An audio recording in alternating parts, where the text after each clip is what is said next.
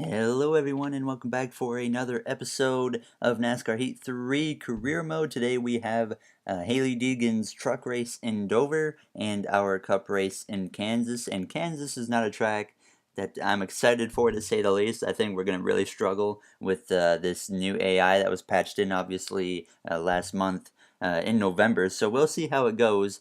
But Hailie Deegan, we've made some improvements to our truck team, and we're hoping that she can run much better. She ran good in Martinsville, and we prepared the truck pretty well for Dover as she qualified 14th for this race. So already a good qualifying effort, and pretty much the whole race, Hailie Deegan was able to just slowly work her way forwards. Obviously, she fell back to P15 on the start, restarting on the outside. You can't really do much at this track, or really any track, but she eventually got to the bottom and got herself into a top 10 position behind Brett Moffitt there, who sits in P8 now, as she climbed up to P9, and she just slowly continued to work her way forward. Eventually she was actually getting close to the top 5. As you see, she got up to P7 under Brett Moffitt now at a turn 4, just doing a really good job in this race as she went to force it 3 wide on these cars here. The 33 and the 16 of Moffitt get forced 3 wide, and she was able to gain a spot out of that and get into the top 5 for a brief moment as she made some contact with Moffitt there. But towards the end of this race now, as we come to the last lap, you see her behind Johnny Sauter in P6, and she made a move. She tried to actually move the 21 out of the way, and it was not successful, and it moved her up the track, and she came out of turn 4 and lost a few positions out of it, but she brought the truck home in P8, so it was a pretty solid finish for our team, and hopefully that will obviously help her in the point standings. Obviously not in a very good situation points-wise right now. We're quite a ways out of the playoffs based off of just a few races that went really bad, so it's going to be a slow climb, hopefully, if we can get this truck performing on a really good level here soon, because we still got some work to do, unfortunately. And I actually forgot to prepare the truck for Charlotte, so I already know that, or Kansas, sorry, I forgot to prepare the truck for Kansas, so I already know that we're going to have a tough time there. It's probably going to be like the slowest truck in the field, unfortunately. But now it's time to go to our cup race in Kansas, and I forgot to record qualifying, but we have the race anyways. The Monster Energy NASCAR Cup Series is at Kansas Speedway for the running of the KC Masterpiece 400. Tomorrow is Mother's Day, and that means we're about a third of the way through this exciting NASCAR season. What better present for Mom than a win tonight at this 1.5-mile tri-oval? Who will make their way to victory lane and possibly submit a spot in this year's playoffs? Let's head down to the track and find out. Happy Mother's Day, everyone. Alright, we are ready to get going in Kansas. Michael McDowell sent to the back for failing optical scanning, and Jamie McMurray, he failed technical inspection, our teammate, so that's not good. We did qualify, I believe it was 14th or something like that, or maybe even further back, but we're ready to go green behind the 48 of Jimmy Johnson now in the 48 car. The green flag is out. We are indeed starting P14 as the green flag waves as we cross the stripe. Now across the line, we are going to try and give the 48 a bit of a shove as we go into turn 1, as Martin Truex Jr. leads the field into turns 1, as Kevin Harvick on the outside front row drops back quite quickly, as you would expect at any track in this game. The outside is just terrible, and that's something that I really hope 704 Games fixes in the next game, as right off the bat I start running the top, because I know we have a car that's not the fastest compared to the AI at this track for some reason. So I decided we got to run up towards the wall, because if I tried to run the bottom, the car was way too tight on the bottom line, and I feel like if I would have ran the top in qualifying, maybe I could have actually qualified a little bit better. But already making some positions up, running the top, and quickly we put ourselves into a top 10 position early on in this run, obviously just on lap 2 now, coming to lap 3. Out of turn 4, we do have Alex Bowman on our inside, but we do clear him on the exit of the corner. Our next target, Eric Jones in the 20, who battles alongside his teammate of Kyle Busch in the 18 car. Now as he runs the middle line behind, I believe, Ryan Blaney in the 12, as we get a little bit loose into turns 1, and that's one of the problems. You see this black seam right here. If you get on that wrong in the corner, the car will snap, and that was a big problem I was dealing with when practicing, and I tightened the car up accordingly, and it's really become a really good setup to run the top, but it's just not a winning car I don't think we have. We might be able to get some luck here and maybe pull off something with strategy if that comes into play, but other than that, we're going to just try our best to aim for a top 10 as we look to the outside of Kyle Busch, making it 3 wide with him and Blaney on the exit of turn 2 now behind Denny Hamlin as we almost make contact with the 12 down the back straightaways. Hamlin loses a little bit of momentum as we try to get to his outside now through turns 3 and 4 up towards the wall on the exit now of 4. He is going to put a little bit of a gap, but we do have a little bit of momentum now down the front straightaway as we look to the right side. I don't want to be on the bottom because I know how bad that is with this setup, so we just stick to the top, and pretty much the whole race I'm going to stick to the top of the line and run as close as I can to the wall without trying to hit it as we get into the back of the 11 on the exit of turn 2 as he slid up. He thought he was clear of me, and I guess he was because he just barely clipped my front nose, but that could have been a wreck right there. But thankfully we hang on to it now as we exit turn 4 to complete lap 5 in this race. Now as we come to lap 9, we get a caution, our first caution of the race as Martin Truex Jr. leads. I could not find what happened to cause a caution. Unfortunately, the replay cameras did not show it, but we're ready to go green now behind the 41 of Kurt Busch, restarting from P9 now on lap 11 under the 11 of Denny Hamlin himself as we push the 41 of Kurt Busch, trying to get the best restart possible as Ricky Stenhouse Jr. in the 17. He confronted us last race actually in a video message after our great race in Dover, so we know he's not the happiest person right now. But now alongside the 11 car on the exit at turn 2 down the back straightaway as we go into turns 3, Blaney, he's clear to get down for the moment, and he's going to take full advantage of that as he slides down in front of my front bumper. As we slide up, as you can see, I just cannot run the bottom at this track right now with the setup, and that allows Stenhouse to get under me, and we are in the middle of a 3 wide with Hamlin and him. As we go into turns 1, I kind of side drafted the 17 going into 1 by accident, and that slowed him up, and that's not what I wanted. But we do manage to get through that, thankfully, without any contact or major contact causing an incident. Now as we come to lap 14, Stenhouse and Blaney battle side by side, and we go straight to the top, right on that seam, trying to make it 3 wide with Blaney and Stenhouse as we exit the corner. We are indeed 3 wide as we exit turn 2. Blaney backs out of the situation as Clint Boyer joins in as we go side by side with him into turns 3, and he's going to easily get ahead for the moment as we come through the center of the corner. And on exit, it looks like Boyer's going to pull away as we come alongside the 10 of Eric Almirola as we cross the line, and we are starting to fade back as this run continues to go on. The outside just isn't working as well, especially in turns 3 and 4. Turns 1 and 2, it's still pretty good, but once you hit turns 3 and 4, it's a real struggle to use that outside line.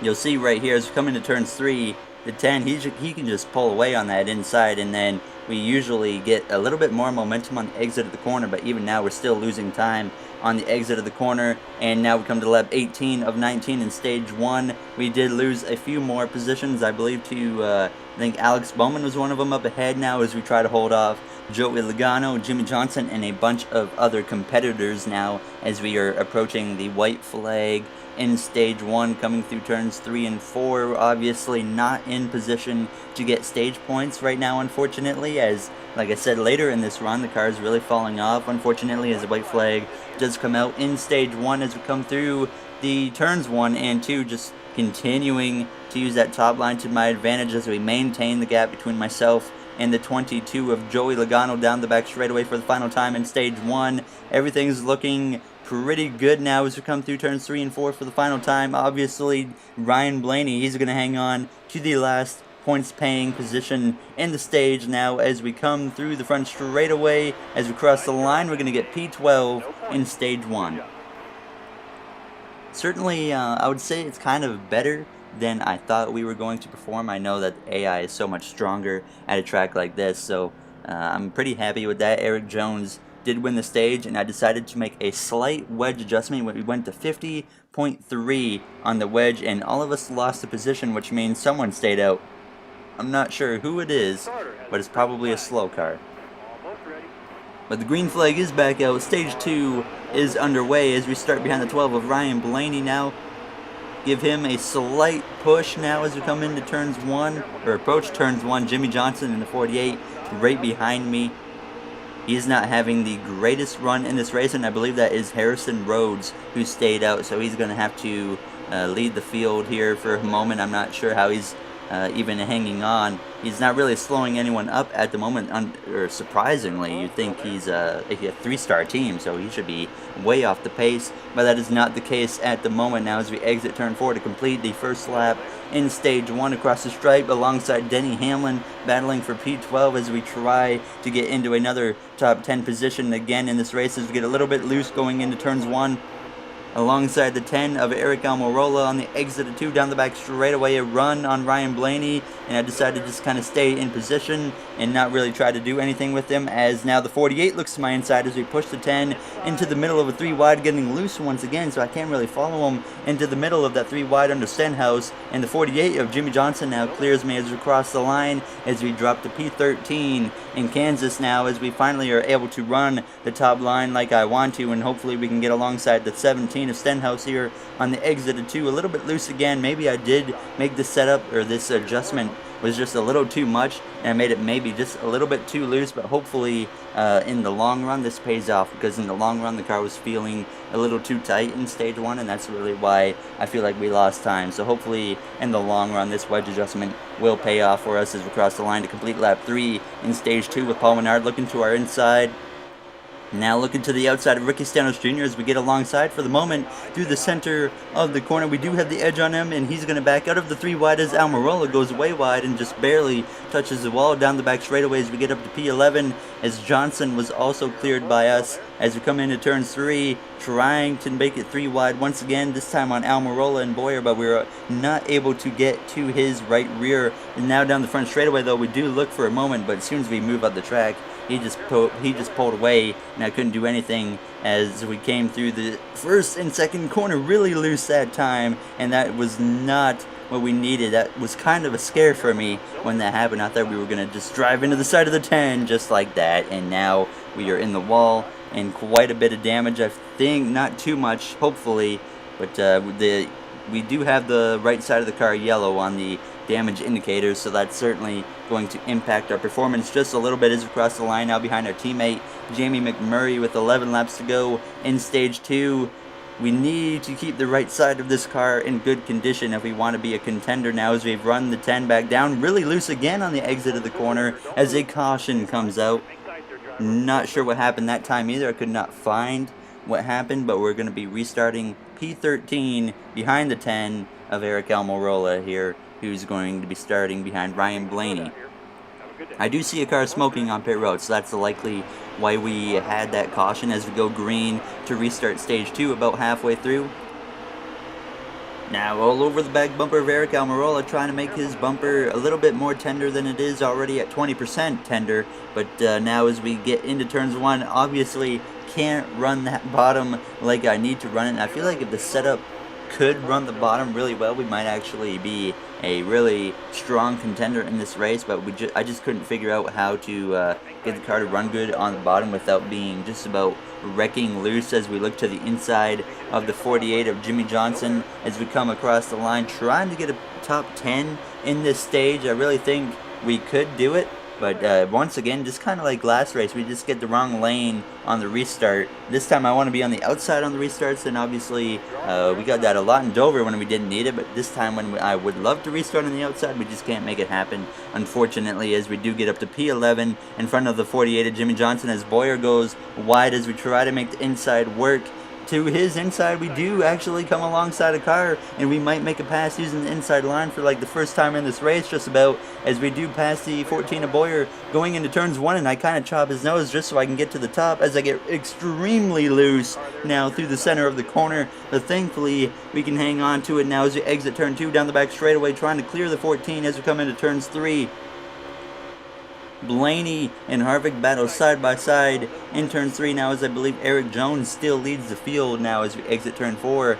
Now with a run on the 10 car of Eric Almirola, we have Stuart Haas cars all around me as usual as we come to 2 to go. In stage 2, the 48 was able to get past me, and Harvick, he has lost some positions as we try to battle him. As you see, Harrison Rhodes just up in front of Clint Boyer has actually held on to a top 10 as our teammate Jamie McMurray right on our left rear, kind of just about side drafting me, which was a little aggravating when that happened. As we come out of turns 4, it's going to be the white flag in stage 2, this time by alongside our teammate Jamie McMurray. The white flag in stage 2 is out. We get in behind our teammate McMurray as we come through turns 1 and 2 for the final time in the stage, trying to get alongside of him at least on the exit of turn 2, but once again a little bit too loose, and that's going to destroy our momentum as we exit turn 2 and come down the back straight away as Paul Menard in the 21 looks to my inside. But we're going to go into turn 3 and just make sure we get down in front of him to try and protect our position as we come out of turns 4, and it's definitely going to be P13 in stage 2 as we're not going to be able to gain any other spots. So we come across the line to get P13 and no points, obviously, unfortunately. So we're going to have to try and rally back here in this last stage. And the AI took 4 tires last pit stop, so I'd assume we can do that again. And I decided to put the wedge up to 50.4, and then we actually made a tape change. And then I decided, you know what, we're just going to leave it there and hope for the best. And we ended up losing 24 positions because AI took 2 tires. They took 4 tires the first time. The second time around, they were not interested in taking 4 tires, which is going to be a big setback, but it could be an advantage to us because now we got 4 tires for the last stage, which is only 25 laps, so we don't have a lot of time to work our way towards the front of the pack. But hopefully we might be able to maybe get a top 10 if everything works out right now, as Daniel Suarez hangs on my right rear, which I was not expecting. I figured he was going to back out, but he did not. Now as we try to get to the inside of the 55 of Reed Sorensen going into turns 3, as we force it 3 wide on him and whoever's on his outside as we exit turn 2, gaining a handful of positions this lap now as we come across the stripe. William Byron having a career run right now, going for 30th. Not usually expecting to see him up this far in the pack in this game, as we force it to his outside through turns 1 and 2 and easily get past him now to the bumper of Chris Buescher. We get clear of Ty Dillon just barely, so we slide right in front of him under his RCR Alliance teammate Ryan Newman, and Chris Buescher now as we force it 3 wide and clear of them as we exit turn 4. Thankfully, into the top 30 at this point as we come across the line behind Daniel Hemrick in the number 8, giving him a shove as we go into turns 1 now as he tries to get under Matt DiBenedetto in the 32, and he's going to be able to do it as we get up to P27 and about to be P26 if we can clear the 32 of DiBenedetto now as we come down the back straightaway. Easily clear of the 32 as we go into turns 3, running the bottom, and I just completely screwed up the entrance of the corner, and that kind of slowed up my momentum now as we approach just, I think, 22 laps to go as we cross the line with a big run on Hemrick. So we look to the top and try to get around him using the top line as we go into turns 1, as Casey Kane now sits in P24. He's kind of drifting backwards, not a lot of speed in that car as we exit turn 2, and we clear the 8 of Hemrick as we approach the 95 very fast as we come along the outside, just about get into the wall as we go into the entrance of the corner through the center, and we can pass the back markers at least when we're running, and we have a problem, and it's the 21 of Menard once again as he makes contact, and he just about goes over as he went on 2 wheels for the moment. And that's not the first time that we've seen Paul Menard have issues right in front of us, as last race in Dover the same thing happened and Menard did not pit. He's going to have a terrible restart, and whoever's behind him is going to die.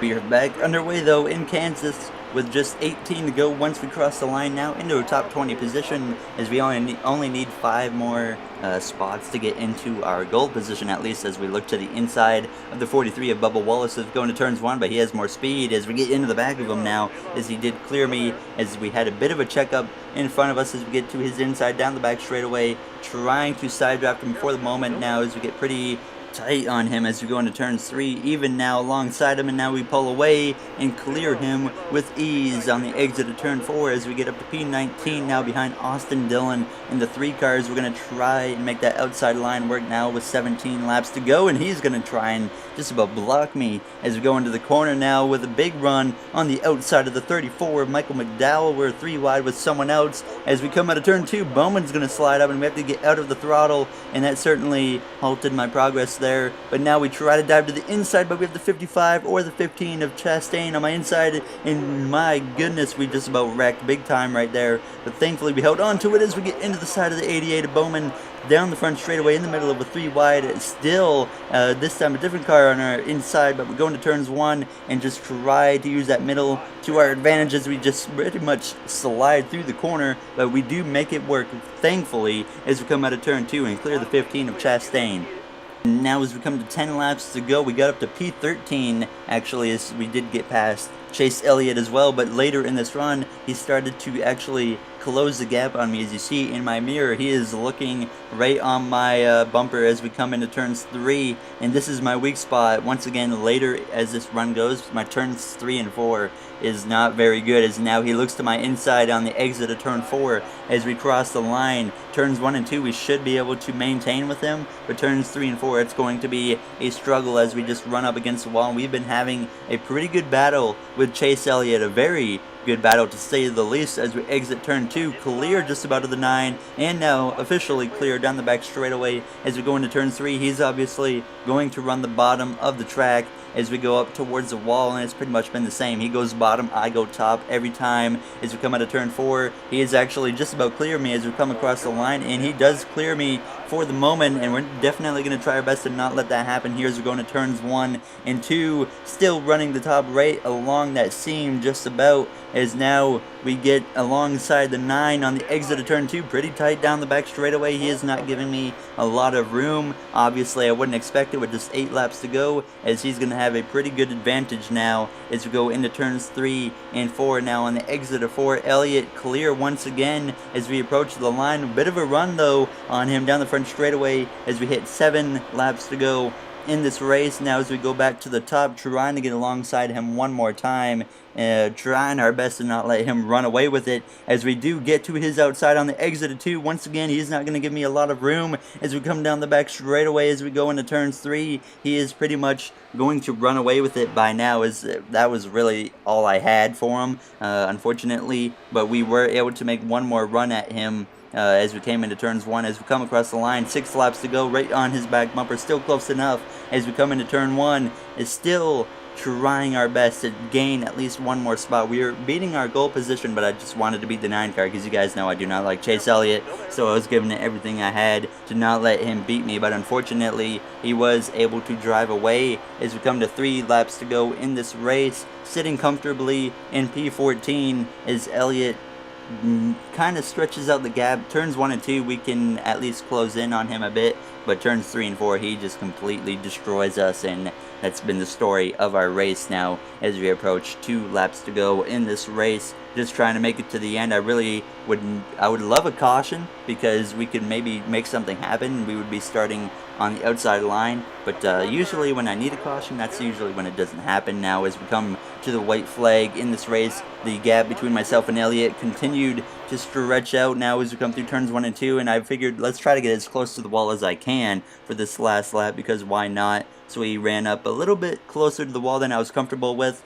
but we made it work as we come down the back straightaway for the final time into turns 3 and 4, right on that seam on the entrance of 3, but right up towards the wall through the center of the corner. And we actually tagged the wall with our right rear, which I love doing that now as we come out of turn 4 to cross the line, and we're going to finish P14 in Kansas.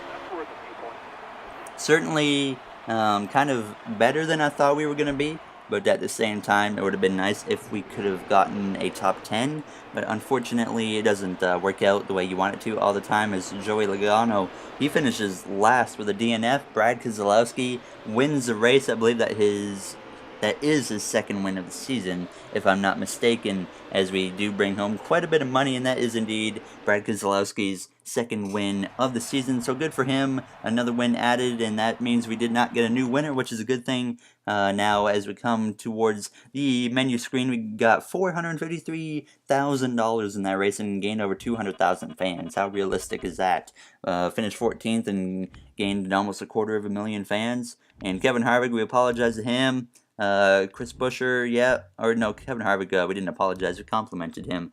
But now let's check the point standings, as the next race will be with Hailie Deegan once again in Kansas. And I told you guys I forgot to prepare a truck like beforehand for this race, so we're going to be really slow, unfortunately, for that race with Hailie Deegan. But you see the playoff standings there. We are sitting P14 simply because we don't have a win. If we had a win, we'd probably be 6th or 7th in the playoff standings, which would be nice. But we'll see if we can pull a victory off here shortly. Charlotte is our next Cup race, and I like that track. The AI is not the worst there, so hopefully we can maybe get a win there. It's going to be tough, though. I think maybe top 5 is what we really need to aim for. But I will see you guys in the next episode. If you enjoyed, make sure to comment, like, subscribe. Those would all be incredibly appreciated, more than you guys know. And I will see you guys in the next episode. Thank you for taking the time to watch my video, and have a good day, everyone. I will see you guys next time.